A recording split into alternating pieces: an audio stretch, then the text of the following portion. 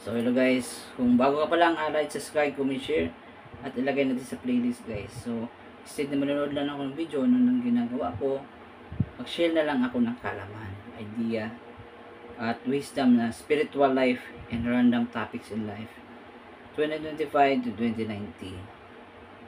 Ang masasabi ko po, oo, nalulungkot ka man kasi wala man tayo, tamang tama lang yung pera natin. Magpasalamat tayo kay God Yahweh. Rejoice always. Yun ang talagang naalala ko. 1 Thessalonians 5:17. Pray without ceasing. Rejoice always. Kasi lahat ng nangyayari sa ating buhay na ginawa natin ang gusto ni Abba Yahweh is good for us. Whether there's a problem, hindi mo nakuha yung gusto natin, o nakuha yung gusto mo, lagi lang tayong magpapasalamat at gawin yung kalooban niya. Diba? At Abba Yahweh will bless us someday. In unknowingly. May gagamitin siyang tao or ganon.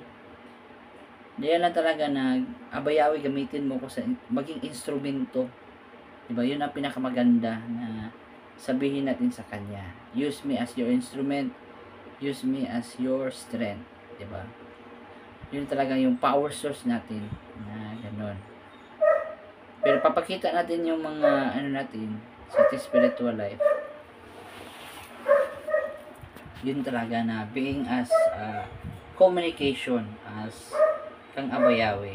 Yun lang talaga na masasabi ko na si Abba Yahweh is may kaalaman siya. Meron siyang good na ibibigay sa atin na situation. Wag lang tayong malungkot sa mga temporary problema kasi this life is just full of problems talaga. Expect the unexpected. Tapos yun ang kailangan natin, magdasal, magpasalamat sa pagkain, bago matulog, tapos umising sa umaga kasi it's a moment for Abba Yahweh. Yun talaga na dapat sa asawa ka lang mag-focus mo. Dapat mag-ready sa future. Kung binata ka pa, huwag kang malungkot. Kung hindi ka pa nag-asawa or single ka pa kasi bata ka pa, pag pinaghahanda pa tayo ni Abba Yahweh na be prepared kasi matindi talaga ang pag-aasawa. Kung wala ka mang pera, nagnegosyo ka man, be contented. Do the good things para mag-success tayo. Yun talaga na this life is Abba Yahweh's will. Pero dito sa mga tao na ito na tawag ito, lagi lang tayo magsabi ng kabutihan sa kapwa. Diba? May iba kasi madaling nasasaktan. Kasi minsan may iba nasasaktan kasi minsan hindi sa kalooban ni Abba Yahweh yung ginagawa nila. Minsan guilty sila, ayaw nila kasi malabundo yung isip nila. Kasi dalawa kasi ang buhay. Mag-aaway talaga yung worldly na tao at saka spiritual. Mahirap abutin mo yung spiritual mo, yung enlightenment mo. Diba? Na mahirap siya abutin. Yun talaga na mag-aaway-away yan. Minsan, ang mga worldly, masasaya lang yan sa mga worldly na mga bagay o mga worldly, malamundong gawain at malamundong isipan at gawain. Pag ang spiritual napupunta sa malamundong buhay, nalulungkot yan, at saka yung vice versa, at yung malamundong tao pupunta sa spiritual, nalulungkot yan.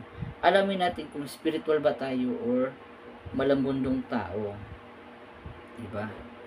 Minsan ako rin sa sarili ko sinasabi yan, nakikinig din ako sa video ko, pinanood ko rin yan. Yun talaga na lagi nating reminders, paalala natin lahat sa lahat ng oras na Abba Yahweh will fight for you He will fight for us. Diba? Yun lang talaga na wag natin siyang kalimutan. Lagi lang tayong tumawag at magpagtiwala sa Kanya. Yun lang na hindi man dire-diretso, importante lang na mabagal man ng usad, importante na kasama natin si God Yahweh sa lahat nating gawain. Diba? Ah, yun lang din sa mga tao ngayon, maraming problema. Kasi kung may problema ka, huwag ka manood sa TV. Parang may problema ka, kung magkasakit ka, ayusin mo yung pagkain mo, mag-research ka. Kasi sabi sa Bible, my people are destroyed through lack of knowledge. Tignan mo sa guys, Garden of Eden. Kung walang pera, kontento, magtrabaho. Kahit kunti, huwag maging ambisyosa or ambisyoso. Di ba? Or mag-ipon-ipon, di ba? Or yun na main source of stress problem. O kung mag-asawa ka, magplano ka. O may mga preparation, mga books, pera, kaalaman, at saka maraming paghahanda. Kung may asawa at anak ka na, makontento ka na sa asawa mo at sipagan at mahalin mo sila. Provide mo yung best mo para sa kanila. Diba? Kung may trabaho ka, empleyado ka, or boss ka, alagaan mo yung mga tawaan mo, yung people, guide them, inspire them, motivate them. Kailangan mo na sila ng gabay, guide. Diba? Parang shepherd. O, na every one of us has obligation. Kung estudyante ka, if you are a student, study well your school, help your parents, wag puro cellphone, diba? Gala-gala, mag-pray din. Kung trabahante ka man, magplano ka sa sweldo mo, kung saan pupunta, kunting ipon, kunting sahod, mahirap maging empleyado. Para na siyang slavery or tawag ito, servant. We are servant or slave for our needs. Pero kung hindi tayo masyadong nangailangan ng maraming bagay or stuff, ako ang staff ko lang mga libro at saka mga crystals kasi tumutulong to sa katawan. Iba-iba kasing gusto ng mga tao. Doon tayo na nababago sa ugali at mga gusto natin. Yet believer tayo, may iba na gusto ng anime, na-addict sa mobile games, may iba nagbibisyo-bisyo doon, parang gangster. Yun ang identity nila. Pero kung baguhin mo yung mga taong ganun, mahirap sila baguhin. Maganda na ang pagbabago nagsisimula yan sa ating sarili. Hindi yan nakikita sa ibang tao. Ako, maitindi itsura ko, walang nagagusto sa akin noon. Mapayat, discouraged ako. Bakit ganito ang buhay? Marami kong katanungan. Wala akong taong masumbungan sa problema ko. Kundi lumapit lang kabayawi sa langit. Man, ganito. Kahit hindi ko man alam kung sasagutin niya, hindi. Importante lang na tumawag tayo sa Kanya na totoo. In truth and love and in patient. Huwag natin unahan si Abayawi. Yun ang lesson natin kahit masino ka man, maging sino ka man, ma-Christian man, o naniniwala sa New Testament or hindi, or naniniwala sa Old Testament or naniniwala sa dalawa. Ang importante is alamin natin si God Yahweh. Kung ano ba ang gusto niya. Yun ang ginagawa ko yung nagbasa ako ng Manga Misaya, Bible, ginawa siyang comics. Ang una is Manga Mutiny sa Genesis, sa mga ka-Joseph at ka-Moses. Yung Melek na manga ay kang ano yun, ka-Moses na nagpunta na sila sa Mount Sinai, papunta kang King Solomon. Ano si David, paano naging unang hari, paano sila nagkasala, si Samson, di ba? Tapos yung messenger, yung mga propeta, na si Esther doon, nandun si Solomon, si Jeroboam, yung Northern at Southern Kingdom sa Israel. Ginawa siyang comics. At yung Manga Messiah, parang si Yeshua. Hindi sa Jesus, Yeshua. Pero sa original niya, Yeshua talaga. Naging ilang A. Yun na minsan ang Bible makaantok din minsan yung mga litra. Kailangan na yung mga Japanese, naludo din ako sa kanila kasi ginawa nilang Bible, ginagawa nilang comics mas in a fun way, di ba? Na mayroon kang matutunan instead na ano-ano lang binabasa natin, at least related sa Bible, parang in a comics way, para sa pelikula. Kasi sa YouTube Sa video, mahaba-haba ang video eh. Pero kung sa comics, medyo mataas-taas din. Heavy din yung mga babasahin mo. Wala na ngayon, mga tao ngayon, stress. Pero, hindi sila stress sa, minsan kasi, ng problema kasi tayo, o wala pagkain. Yun na, face the reality. Then, pero mayroon tayong mga bisyo eh, mobile games, di ba?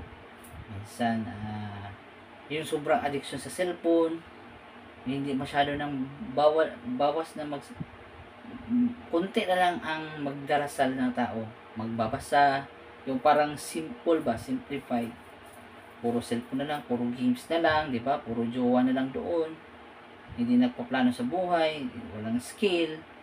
Ang ganun na buhay, maghihirap talaga tayo eh. Pero kung hindi man natin nakuha ng ganun, kasi alam mo na ang society, ang system ngayon, napakahirap. Oo. Para magkapera ka daw, ano ko daw, educated, illiterate daw. Paalipin ka muna dun sa mga mayayaman para bago ka magkapera ng maraming pera. Diba? Mahirap makikisama ng mga tao. Oo, pero kailangan natin ng tao na mga be qualified person na kahit hindi man tayo mayaman, mayroon tayong karakter. Ang problema dito, sa mga problema sa tao, wala tayong character or identity kung sino tayo. Pero kung nandito tayo sa kalooban ni Abayawi at binibuild natin, para tayong base ba, pinupurma tayo ni Abayawi. Pinupurma niya tayo kung ano yung kagustuhan niya, gabay at gusto niya. At magdasal tayo, magpray. Bihira na lang ang mga taong ganun eh. Mga tao ngayon, chismis na lang, naiinggit sa ibang tao, or bakit ganito siya, ganito, wala ako. Dumanin ako na ganun, pero question ko, pero hindi ko chinichismis sa ibang tao. Pinagdarasal ko kag God Yahweh agad sa langit. Question alat. Kailangan ko ng knowledge. Oh Yahweh, ganito. Kumara siyang kausap ko. Nung bago ako lumapit kay Yahweh na close sa kanya, binangungot ako noon. Nung yung parang bata pa ako, mga 40 ng edad ko. Ako nagbantay ni Alec noon, bata pa siya, doon sa bukid noon. Binangungot ako, nag-iyak ako talaga noon. Parang feel ko na, ang una noon is tanghali yun, natulog ako. Pagkagising ko, parang wawawin yun dati. Sa ABS-CBN dati. Pagkagising ko, mga 2004 yata yun, 5. 13-14 na edad ko. Gumising ko, para akong kinurente, parang may sa akin, na spiritual na hangin. Yun talaga natakot ako pagkagising ko. Hindi ako makamulat ang mata ko. Parang ang sikip-sikip. Parang 5 minutes na lang. Doon talaga ako nag-pray kag God Yahweh. Nabuyawi kung mabuhay ako. Maging faithful na ako. Maging mababait na ako. Manghingi ng kapatawaran. Kahit piso-piso lang. 5 piso. Kasalanan talaga yan. Yung nagagalit ka. Yun lang. Mga emosyonal lang. Mga internal issue lang. Yun talaga na too much gaming, too much cellphone, over spiritual at pagdarasal, yun ang magkukos sa atin ng disaster.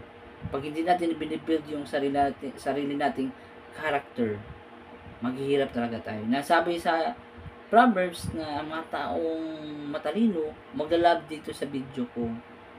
Pero yung mga mangmang fools, walang alam, magagalit lang kasi hindi nila naintindihan.